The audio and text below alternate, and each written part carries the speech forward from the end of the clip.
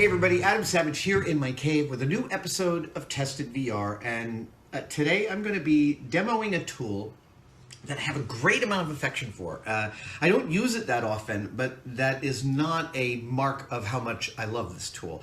It is called a hot wire cutter, and that name is all the description that you need. What we have here is an electrical transformer that takes the AC power, steps it down to a voltage that it feeds through this nichrome wire, and it gets that wire nice and hot. It's basically creating a controlled short.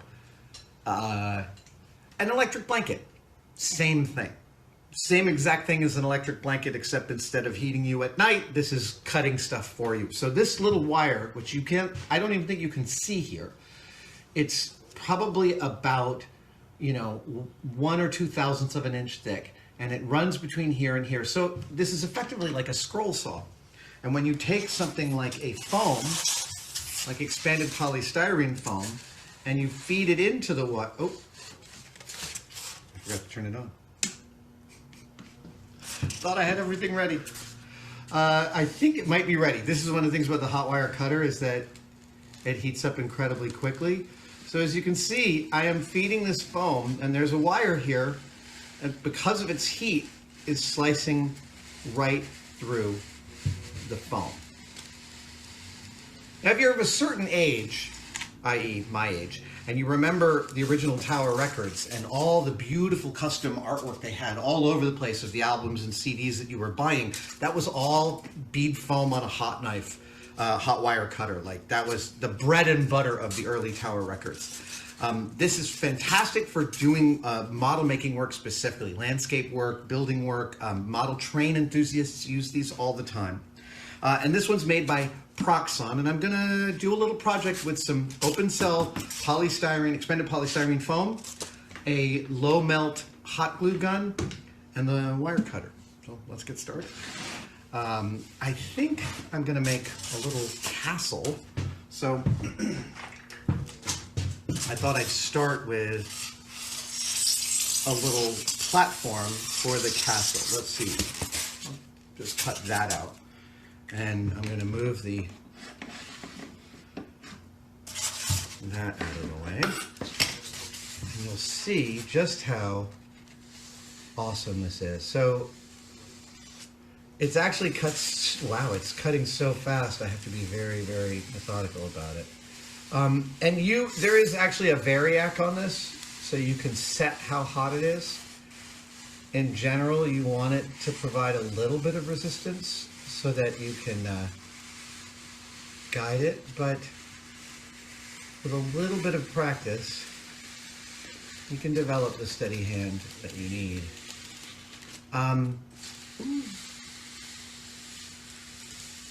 I love the fact that it uses this material that shows up, there we go, right? Yeah, it turns out you can make a jigsaw puzzle out of this. So here's my little platform, and now I'm going to bevel the edges by just holding it like this, and let's see here.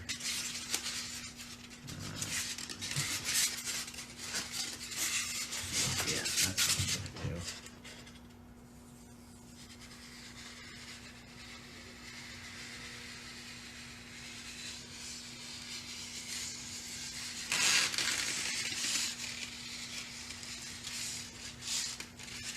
Again, you don't want to touch this wire with your fingers. It will burn you, but it's not so hot that you can't get close to it. There you go. That's a nice little island platform. I'm going to make some walls, some tall walls. So let's start there. Let's see. So now I've got a straight edge here, and I can literally just feed this along this. See that? Dude.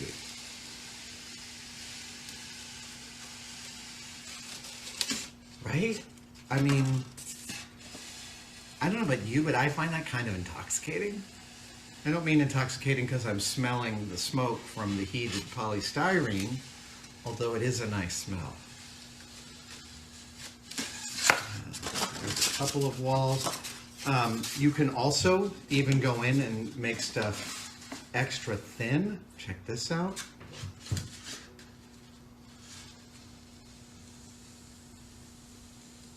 Oh, I know my crossbeam just moved there, but as long as I maintain the same relationship with the wire, oh, I'm getting tiny bit cavalier.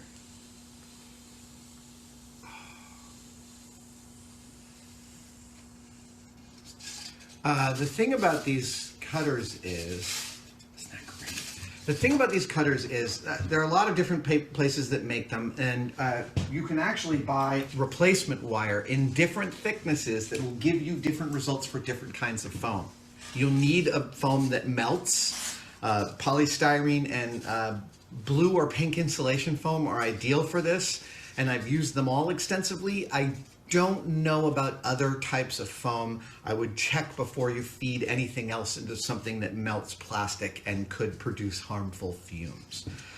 But we were going to make a castle, and so I'm going to start by putting up some walls. Let's try. Isn't that great? Check that out. Just like. These both the same. Okay.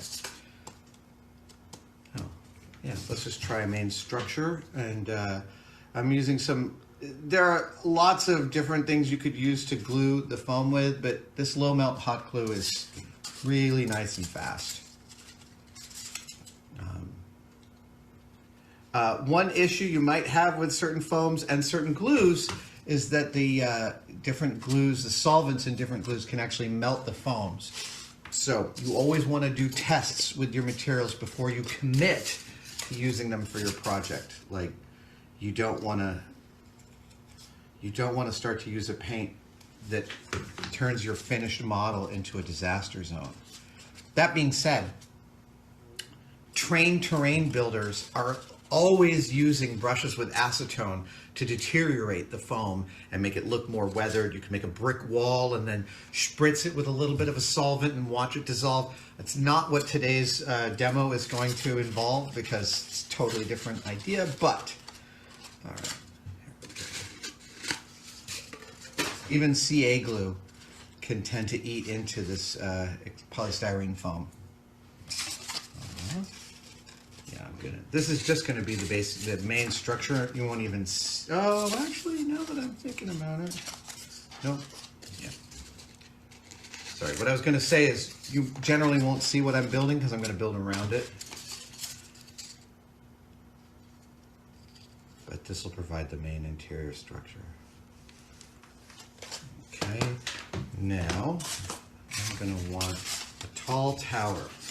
So let's go.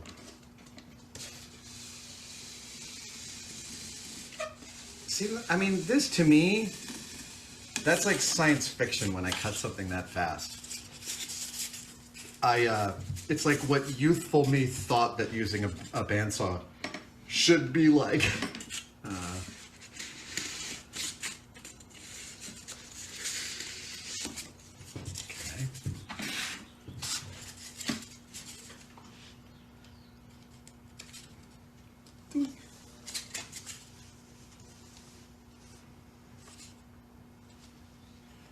I like this low melt hot glue. Yeah, again, because it's low melt, it won't eat into the foam.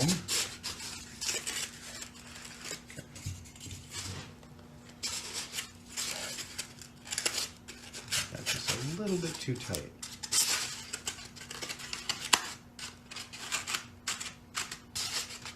Let's just get a little bit of hot glue there and there, and a little bit along the bottom.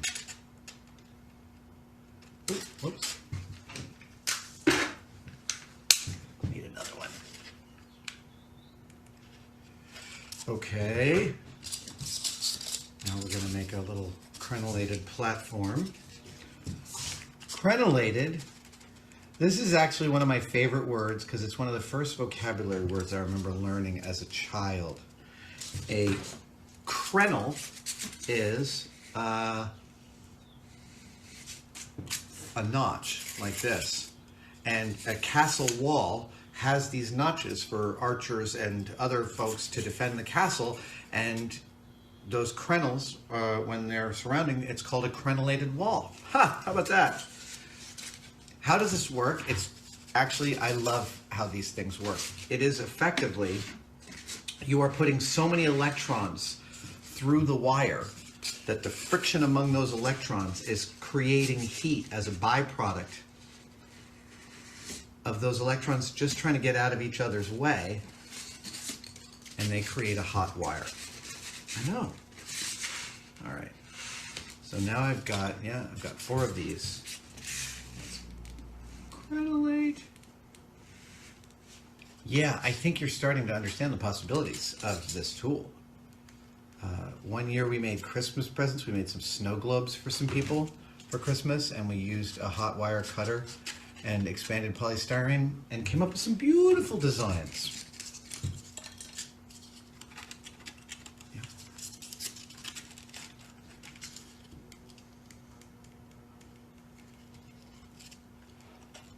Mm-hmm. And look, I know this isn't the most beautiful construction, but it's for demonstration purposes. Yeah, there we go. Some people don't like the smell of the hot wire cutters. You definitely want to use these in a well-ventilated area, or even wear a dust mask if you're not comfortable with the fumes. Let us add another. Yeah, here we go. So I'm gonna put this up here, and I'm gonna trace its outline, and then I'm going to cut it in half, and I'm gonna cut that outline out. This is for prototyping. This is an amazing tool because it can allow you to be holding a physical model of the thing you were thinking about in just a couple of minutes. Oh, yeah.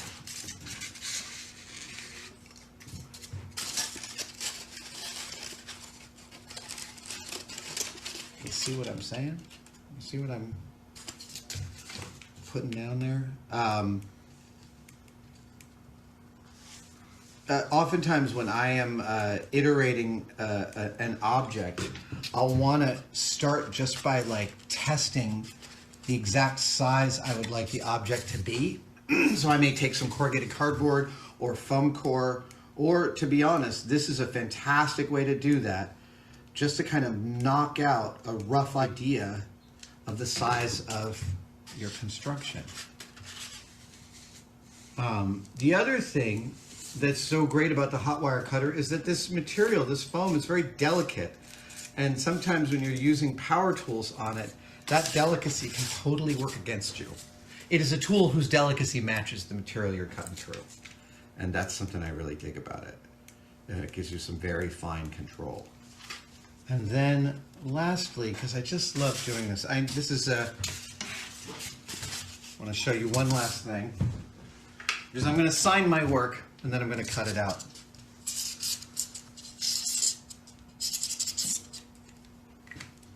There we go.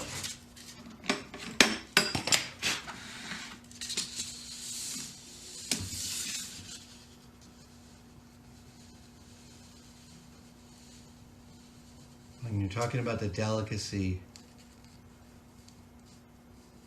of the tool, I'm going to show you a practical example of just how delicate one can get.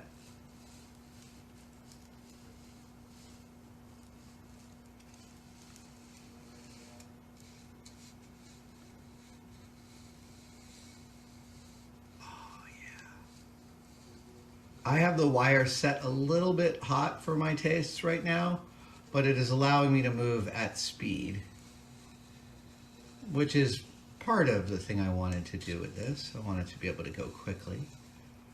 But again, when using tools like this, there's always a process of making sure that the settings match the material, that match the project. So you should be doing some test runs before you jump in and stampede towards the final product.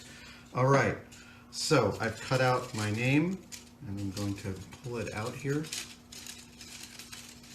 Dude. Right? Right? Crazy. All right, let's measure.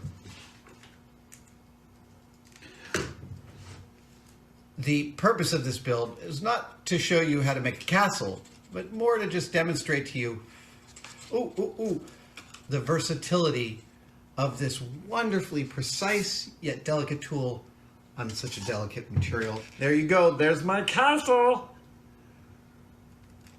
Again, just a demonstration of why I love the hot knife cutter, and hopefully it gives you some ideas about how it could be useful to you. Thank you guys so much for joining me for this episode of Tested VR, and as always, I will see you next time.